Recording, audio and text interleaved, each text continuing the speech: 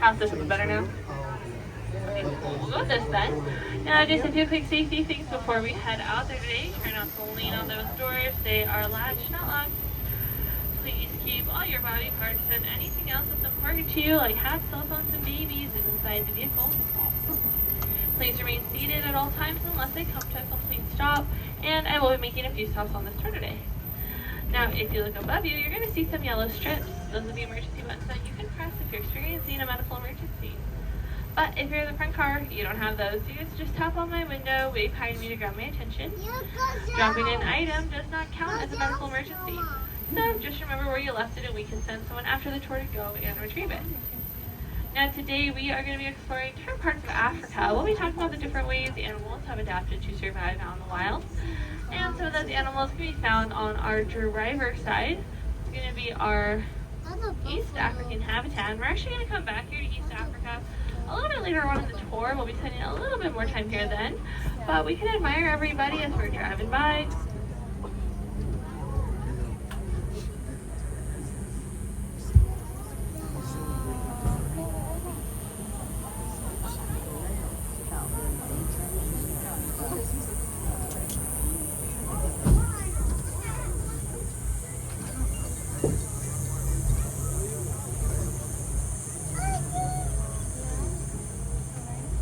Are going to want to check out your passenger side down in the delta below us.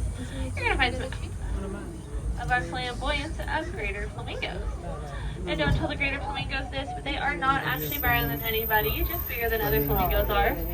The greater flamingo is also much lighter in color than other flamingos are, and that's because these guys come from a much hotter environment. They come from the salt marshes out in Africa, and that lighter color is going to help them to reflect heat off their bodies.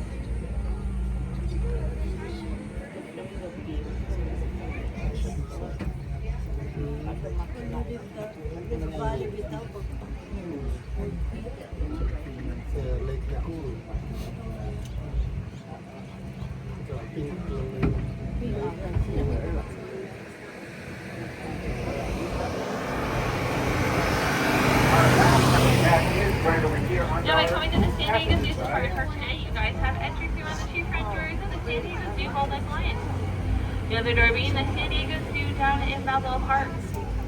Now, our main goal is conservation and making a world where all life thrives. And one of our major projects here at the Safari Park is at our Nakita Rhino Rescue Center, which we'll be passing in just a second on our passenger side. At our Rhino Rescue Center, not only are we working on efforts to save the endangered southern white rhino, but we are also working on efforts to bring back the functionally extinct northern white rhino. And there are only 2 northern white rhinos left in the world. They are both old ladies living in Kenya and will not be having any more babies. However, here at the Safari Park, we do have frozen northern white rhino DNA, and we're hoping that through in vitro fertilization, some of our southern white rhino ladies will be able to act as surrogate mothers for their northern white rhino cousins, and we can bring the species back from the brink of extinction. But now that we're here at the Rhino Rescue Center, it doesn't look like any of our southern white rhinos are home. Instead, it looks like we're getting a very special guest appearance from a greater one-horned rhino. You're going to see him walking around in the front right corner. Now, the greater one-horned rhino is actually not from Africa. You would find them in South Asia, countries like India and Nepal. So he's going to be a little bit different from southern white rhinos.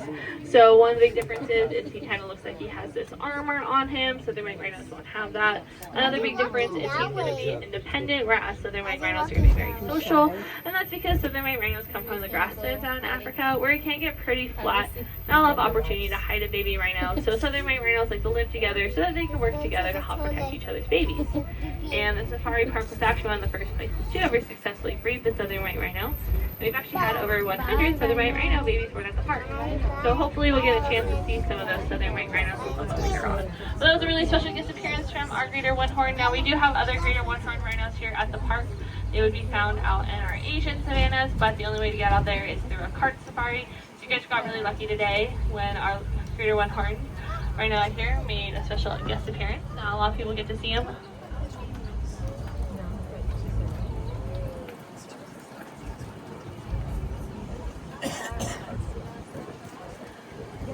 As you are looking to our driver's side, you're currently getting a little sneak preview into our South African habitat. This is going to be the largest of our open field habitats, being over 35 acres.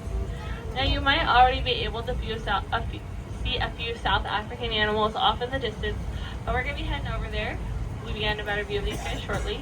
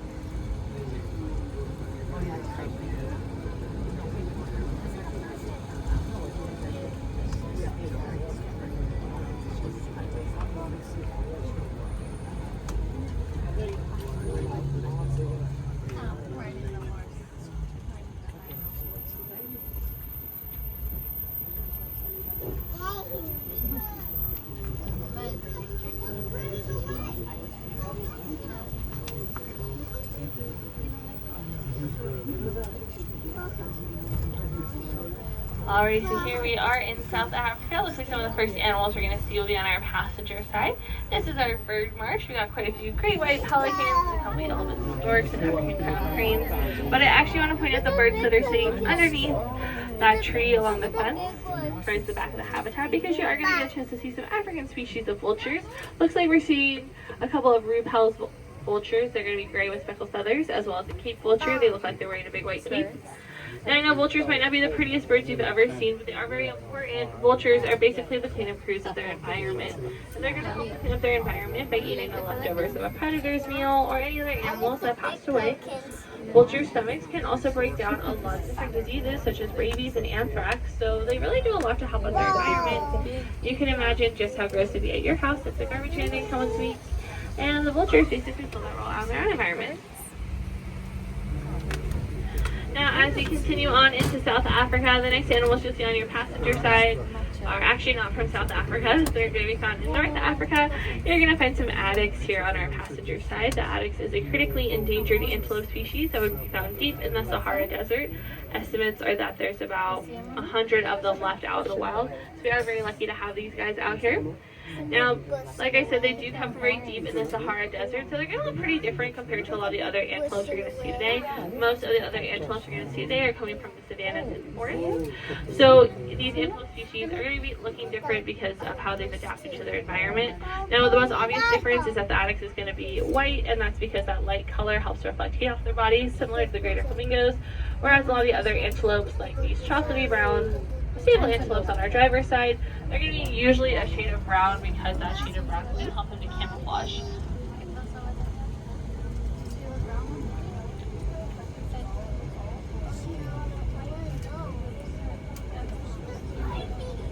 And there's actually over 70 different species of antelopes that can be found on the African continent, and each one of them is very highly specialized to fill a very specific ecological niche or role in a very, very specific environment. An example of an ecological niche is like how vultures are the cleanup crews of their environment. So each one of these antelopes plays a really critical role in the success of their ecosystems, and I think that helps us to appreciate them a little bit more.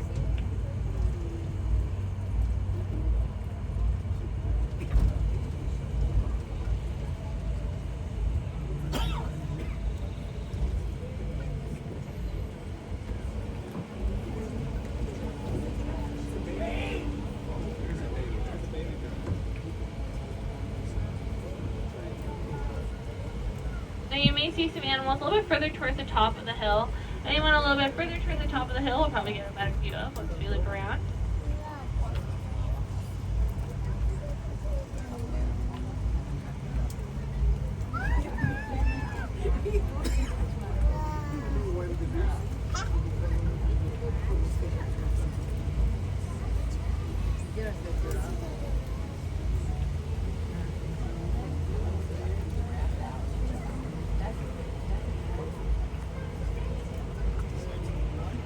The next animals we're going to see on our driver's side, you're probably going to be a little bit more familiar with.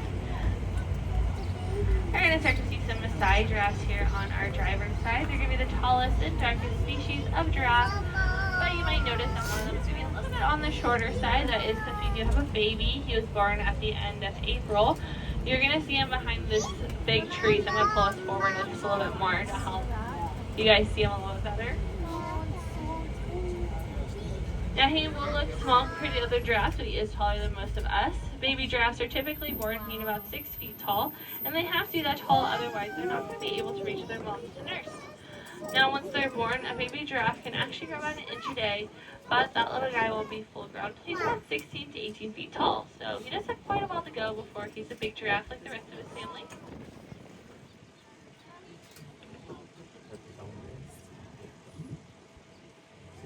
And some of you guys may have already noticed we have some animals on our passenger side as well. Looking to the hills or underneath the trees, you're going to start to see some gray, almost lavender colored animals.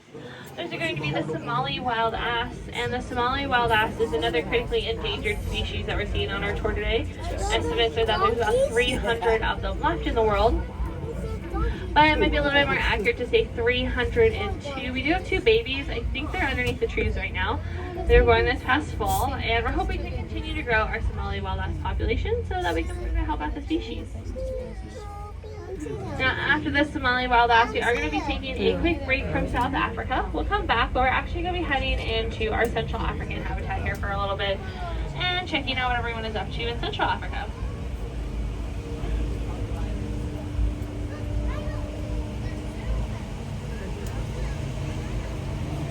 Now, actually, if you look directly across from us, you'll be able to see 2 southern white rhinos. Now, earlier we saw the greater one-horned rhino. This time you're seeing southern white rhinos, which we found out in Africa.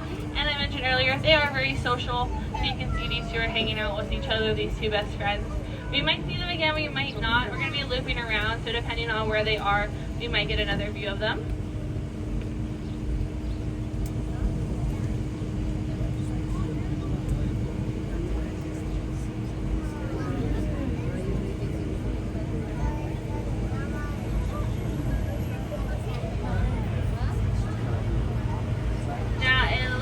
As we get a little bit further towards the top of the hill, we'll start to see a few more of our Central African animals. Now, a lot of them do like to hang out on the top of the hills. They like to use these hills as a vantage point to look out for danger, which is a really smart strategy. They're going to be able to see super, super far out. Definitely would be able to notice if any predators were coming towards them. And as we get towards the top of the hill, you'll see just how far out. Definitely would be able to notice if any predators were coming our way. Now, a lot of times when I do mention that the animals are looking out for predators, people will often ask me what they're looking for since there are no predators in this habitat, and that's correct. There's nothing in here that's going to eat them, but they don't entirely know that. So the lion habitat and cheetah habitat are both close enough, but the animals that live in these big open field habitats are still able to smell them, so they do know that there is a predator nearby, which means they're still going to do those natural behaviors to stay safe, like using the hills as a vantage point to look out for danger. Now we want them to do this because 1, this is going to help keep their brains active, help keep their brains stimulated, and 2, if anyone is eligible for reintroduction back into the wild, it's going to ensure that they have those skills to stay safe. But now that we've made it up to the hill, you can see just how strategic of a viewpoint this is. You can see actually all the way down to South Africa from here. You can see that lagoon that we drove past earlier. It's super pretty up here, super peaceful. Not just a great spot to look out for predators, but also just really pretty up here.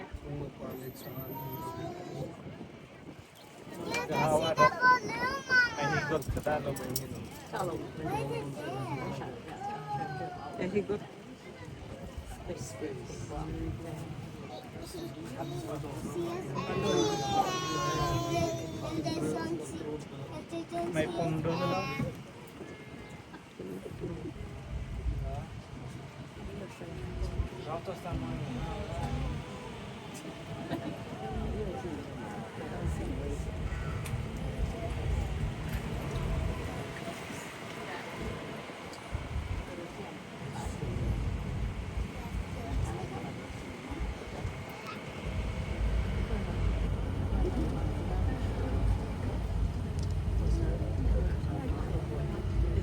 Now there are some animals hanging out up here on this side. They're going to be a little hard to see, but there are going to be a few wildebeest that you'll see Underneath these trees, you're basically gonna have to look through the windows between the trees, so you might be able to see them. So I wanted to at least try and point them out. But the wildebeest are gonna be kind of a silvery color with curved horns, kind of in a tricky spot, but I wanted to at least try.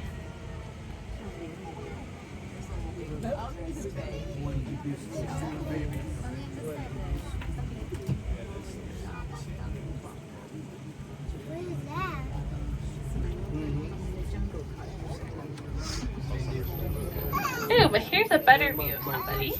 One of our grubby zebras. Now there are two of them in here. You might find the second one. Now the black and white stripes on the zebra is not just a fashion statement. It is a form of camouflage called confusion camouflage. But zebras aren't trying to blend in with their environment. They're trying to blend in with each other.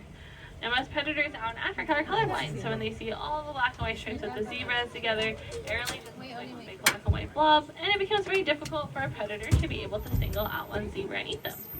Many of my coworkers like to say that the zebras are striped because they don't want to be spotted. Now, if you follow that path down, you get another chance to see those southern white rhinos that we saw earlier.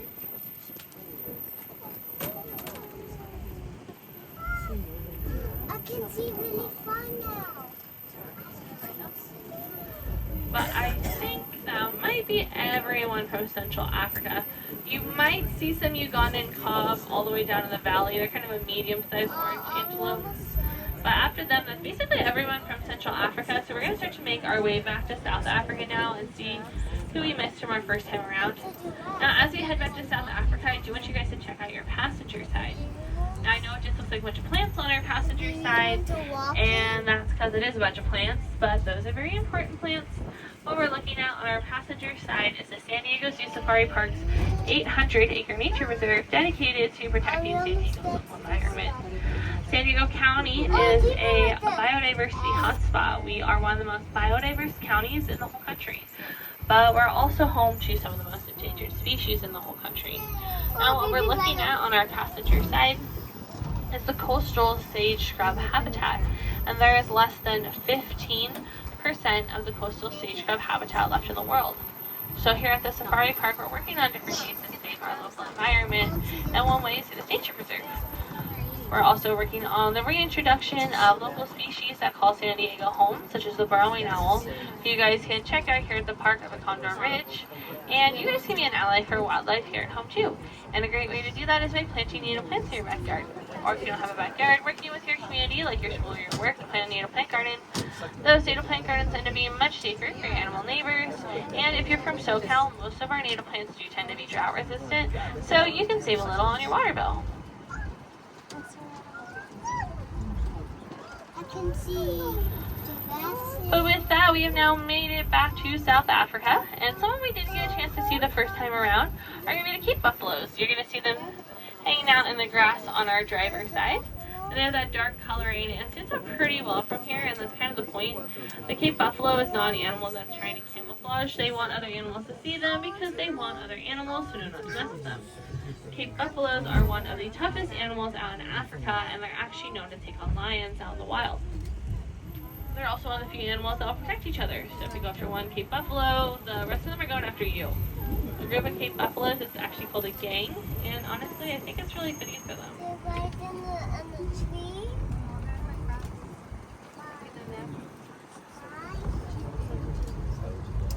On the grass. Looks like you also might see a few little itty bitty springboks. They're going to be a very tiny antelope, all about 3 feet tall.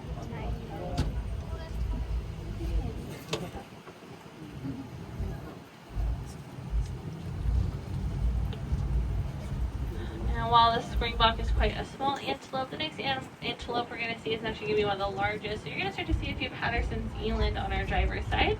They're going to be a very big tan antelope. They're going to be about 6 feet tall at the shoulder. They weigh about 1,000 to 2,000 pounds. Now, these are mostly female Patterson's eland. The male is going to be a little bit bigger. However, female Patterson's eland actually tend to have larger horns than the boys. And that's because the females like to use their horns to help break down branches to help feed their babies. But I think the Patterson's eland are the last ones we're going to see here in South Africa. It's time for us to make our way back to East Africa, which is where we started our tour.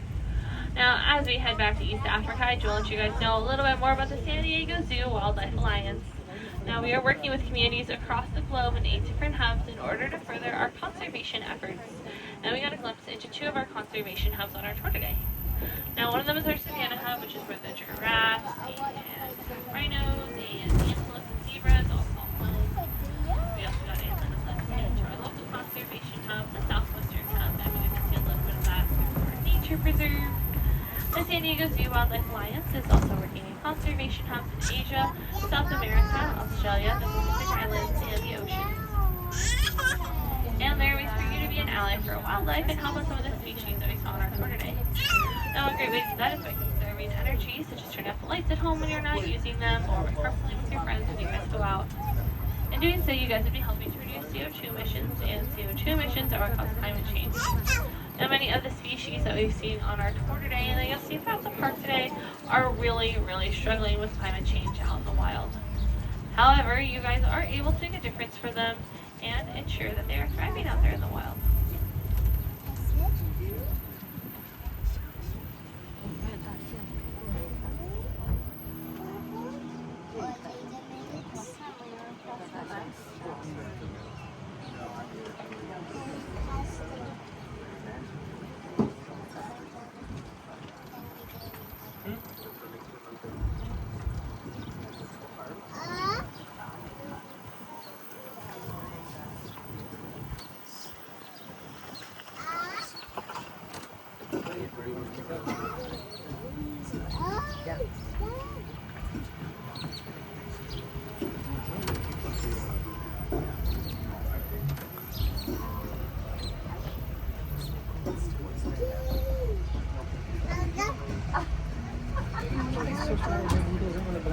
Alrighty, so here we are back in East Africa.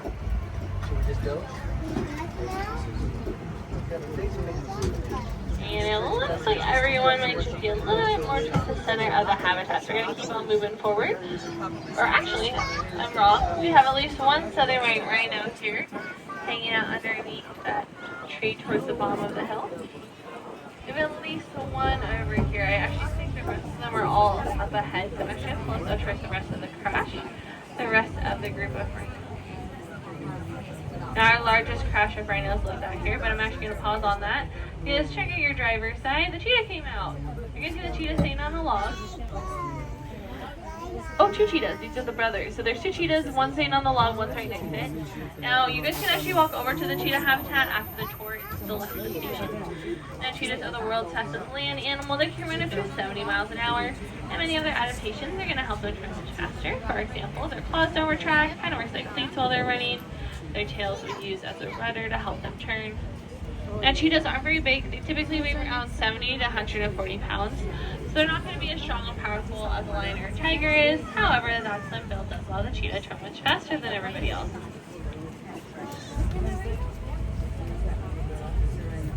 But anyways, I was trying to get us to the rhinos before I saw that cheetah. Now, the cheetahs, like I said, weigh around 70 to 140 pounds.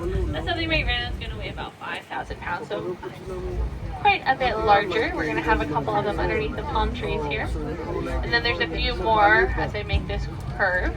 But southern white rhinos are very big. They are the largest rhino species at about 5,000 pounds. So they do eat a lot. They can actually eat about 100 pounds of grass a day. And because they eat so much grass, they make a really big impact on their environment. Areas out in Africa where southern white rhinos can be found actually tend to have less wildfires. And that's because southern white rhinos naturally create fire breaks simply by eating their lunch.